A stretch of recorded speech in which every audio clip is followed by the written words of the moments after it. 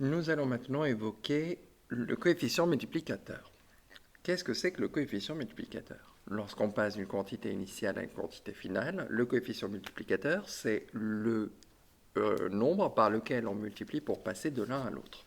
Donc finalement, ce n'est rien d'autre que le quotient de la quantité finale par la quantité initiale. Donc là, je rappelle, donc comment je fais pour passer de 7 à 5? Je vais faire 5 divisé par 7. Là, je vais faire 17 divisé par 19 pour avoir le coefficient multiplicateur qui permet de passer de 19 à 17. Par quoi je multiplie 48 pour avoir 36? Ça va être par 36 48e. Là, je dois multiplier 5 par 7 cinquièmes pour avoir 7. Je multiplie 17 par 19 17e. Et je multiplie 1,6 par 2,1 sur 1,6 pour avoir 2,1. Et voilà, ça c'est le coefficient multiplicateur. Normalement, on remarque quelque chose. Quand on passe de 7 à 5, on multiplie par 5 septièmes. Le coefficient multiplicateur, c'est 5 septièmes. Comment je fais pour passer dans l'autre sens? Pour passer de 5 à 7, je multiplie par 7 cinquièmes. Comment est 7 cinquièmes par rapport à 5 septièmes? C'est l'inverse. D'accord? Donc là, ça sera utile de s'en rappeler. On remarque, lorsqu'on a une augmentation, le coefficient multiplicateur va être plus grand que 1, et lorsqu'on a une réduction, le coefficient multiplicateur va être plus petit que 1. Ici, 5 sur 7, on voit bien qu'on a une réduction. Numérateur plus petit que le dénominateur. Réduction, c'est que le numérateur est plus petit que le dénominateur. D'accord?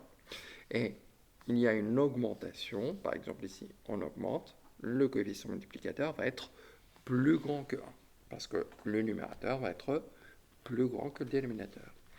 Lorsqu'on a une augmentation qui est exprimée en pourcentage, quand on a le taux, je rajoute 1 à ce taux. Je rappelle, quand on a une augmentation, c'est plus. Quand c'est une réduction, on a moins. Donc on n'oublie pas. Donc là, par exemple, on a une augmentation de 25%. Si je veux calculer le coefficient multiplicateur, il faudrait que je fasse 1 plus 25%, puisqu'on a une augmentation. Et 25%, ce n'est rien d'autre que 0,25. Donc finalement, ça, c'est 1,25. Pour la réduction, je vais faire 1 moins 25%, puisque c'est une réduction. 1 moins 25%, c'est 1 moins 0,25, ce qui me fait 0,75. Là, c'est rapide. Normalement, une augmentation de 30%, c'est 1,30 qui va être le coefficient multiplicateur. Ici, quel est le coefficient multiplicateur s'il y a une réduction de 30%? Ça va être 0,70. Quand on a une augmentation, c'est plus grand que 1. Quand on a une réduction, c'est plus petit que 1. Maintenant, on va regarder le coefficient multiplicateur global, s'il y a une succession d'évolutions. Si on subit plusieurs évolutions successives, pour avoir le coefficient global, on va multiplier les différents coefficients multiplicateurs.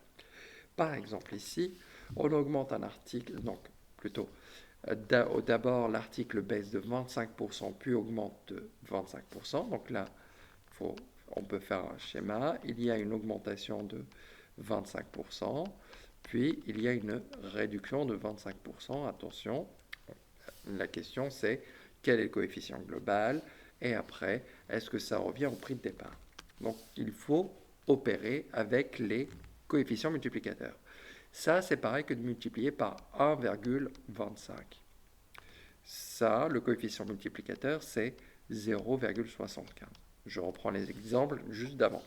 Donc si je veux calculer le coefficient global, d'accord, le coefficient global, je vais faire 1,25 fois 0,75 pour avoir le coefficient global. Donc je calcule cette chose, 1,25 fois 0,75, et ça me fait 0,9375.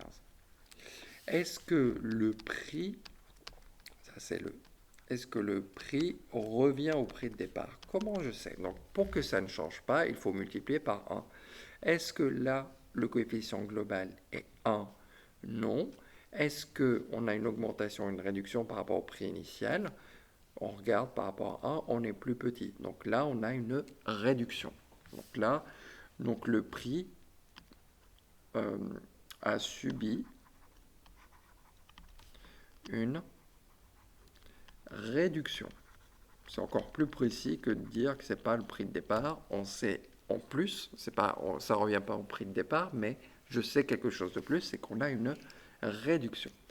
Maintenant, pour le coefficient multiplicateur réciproque, on en a parlé tout à l'heure, si je connais un coefficient multiplicateur qui est différent de 0, pour avoir le coefficient multiplicateur réciproque, je prends l'inverse. Et je rappelle, l'inverse c'est 1 sur C. L'inverse de C, c'est 1 sur C. Donc là, on a après une inflation, on a un article dont le prix augmente de 25% et passe à 3 euros. Donc là, on a plus 25%. Donc, ça veut dire qu'on multiplie par 1,25 et je passe à 3 euros.